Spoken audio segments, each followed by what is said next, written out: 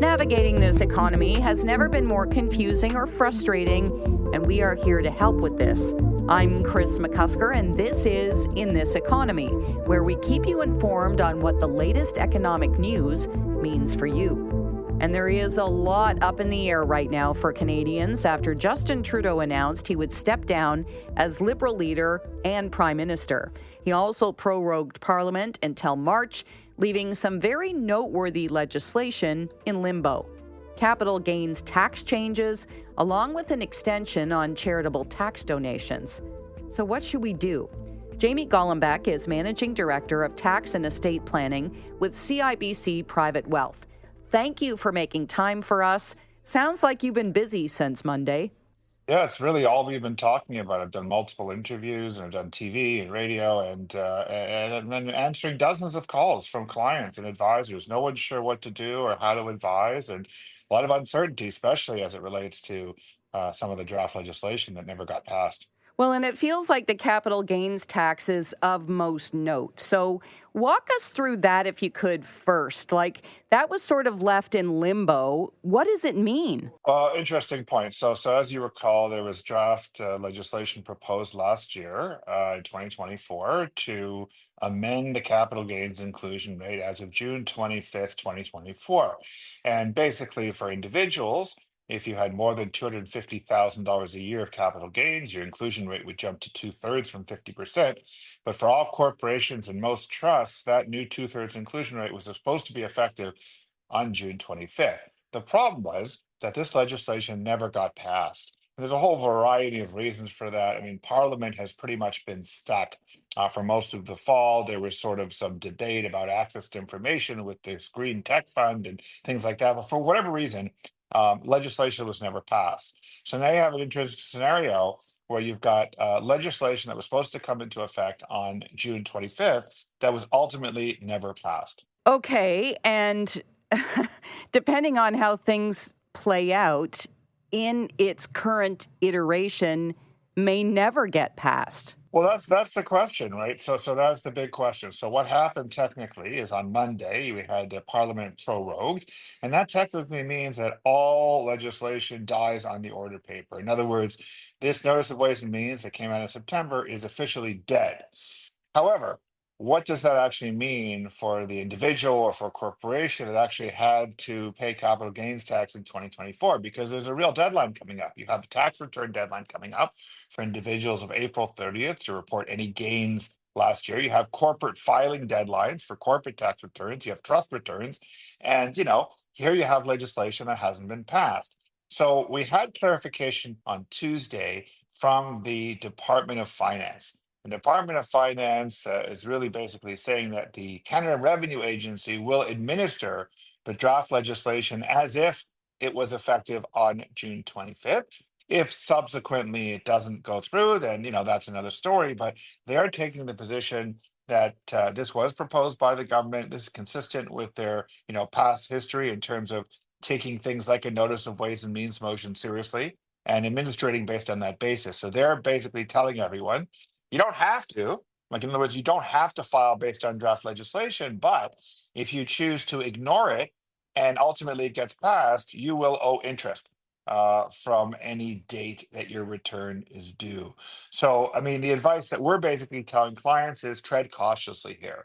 In other words, if you had capital gains and they were after June 25th, and you are supposed to pay tax at a two-thirds rate, depending if you're an individual or corporation, our advice is if you can afford to, pay the tax at the two-thirds rate, and if it doesn't get passed, then you'll get a refund. But if you fail to pay it, just say, well, I'm not paying anything until the legislation is passed, then ultimately, if it doesn't ever get passed, which is a real possibility given a potential election and change of government, then you'll owe arrears interest on the money that you chose not to pay. Well, and the other thing that's so interesting to me as a sort of outside observer on this, and correct me if I'm wrong, I don't think the Conservative Party has said what it will do with this legislation or what it would do. There are lots of things that it said that it's going to roll back. There's no clarity on this particular piece of legislation, as I understand it. So we don't even know which way the Conservative Party might be leaning should they win an election? Yeah, there's certainly nothing definitive. You can get hints from various social media videos that Polyev has posted online, and you sort of get the feeling from sort of sorting through these videos and some of his comments and things like that that he's probably not in favor of this. But we don't have a definitive statement saying that if I am elected, I will scrap this thing or I won't proceed with it. So until we have some kind of statement, we're still a little bit unclear. But let's say even if there was a statement, the CRA is in a very difficult position because how can they they're supposed to be a nonpartisan, right, organization. So how can the Canada Revenue Agency say, well, we've got this draft legislation, but the polls say that there's going to be a change in government, there's going to be an election, the new government's not going to adapt it, and therefore, you know what, you don't have to follow these draft rules. So that would be contrary to something that tradition, at least in the parliamentary procedure, for decades has been the case, is that when the government introduces a notice of ways and means motion, which means they intend to enact a certain piece of legislation, that ultimately the CRA administers it on that basis, with the caveat that if it ultimately doesn't go through, then taxpayers can, get a refund of any excess tax paid.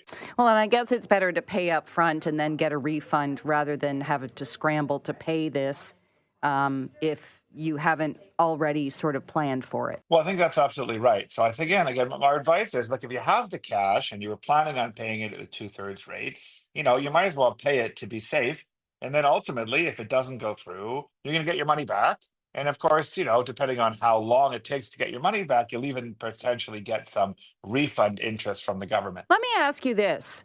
Is there any way that this gets passed before the government officially falls and we are thrust into an election? Look, I think it's technically possible. I was speculating today with some colleagues. I mean, there is a theoretical risk that over the next, a lot can happen in a couple of months in terms of negotiations between the Liberal Party, the NDP. The NDP, of course, have gone on record saying they're not going to support this. However, there is a theoretical possibility that some deal is struck between now and the end of March, where no one's ready for an election, and the NDP once again agrees perhaps to support, even though they're on record saying they're not going to.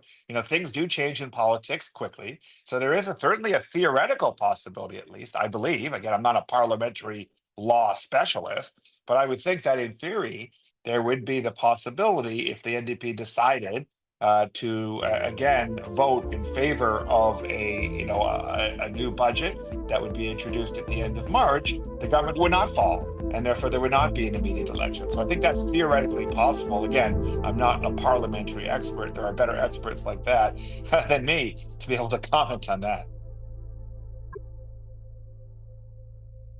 Right at the end of the year, the federal government opted to extend charitable tax donations for the 2024 tax year because of the Canada Post strike. And that is something as well that was sort of left in limbo.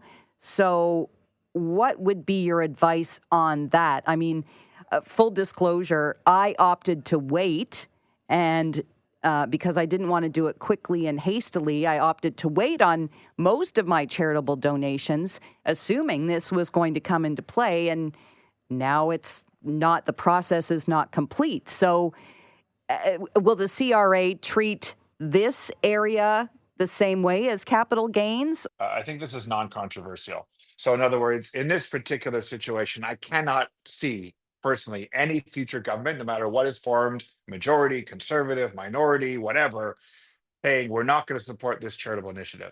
There was reasoning for it. There was a postal strike. Charities didn't get the money that they hoped they had collected. The government formally announced an extension till the end of February. I think people can rely on that. The CRA, I think, will assess the returns based on that. They have the administrative ability to do so. And I'm not concerned about that one. I think that's in taxpayers' favor. It's in favor of charities.